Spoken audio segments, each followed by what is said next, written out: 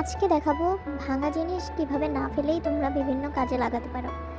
Hello, আসসালামু আলাইকুম। আজকে আমার পেজে আরেকটি নতুন ভিডিও নিয়ে আমি চলে আসলাম।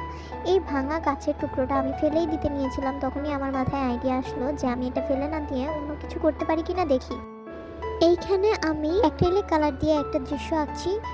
এটা হচ্ছে একটা পাহাড়ের চূড়ায় একটা ঘর, এরকম কিছু একটা আঁকার চিন্তাভাবনা আমি করেছি। উপরে আমি যেই পাহাড়টা দিয়েছি সেটা কিছুটা ব্লু কালার রেখেছি, যেহেতু দূরের জিনিস দেখতে একটু ব্লু ব্লু হয়, এবং পাহাড়ের ডগায় বরফ জমে আছে।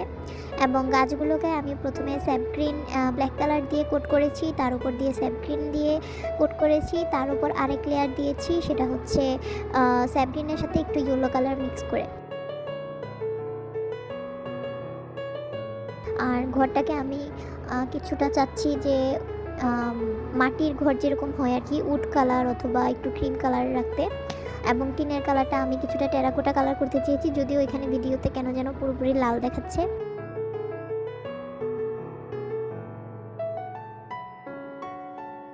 এরপর আমি ঘাস এঁকে নিলাম এবং রাস্তার কিছুটা আহ, দিয়ে দিয়েছিলাম শ্যাডো, যেটা বার্ন সিয়েনা দিয়ে দিয়েছি।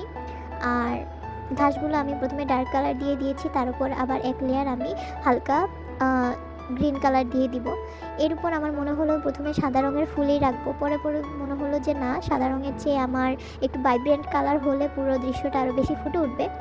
কারণ চারপাশে বেশিরভাগই আমি সাদা রঙ ইউজ করেছি, তাই আমি ফুলগুলোকে লাল এবং হলুদ রেখেছিলাম।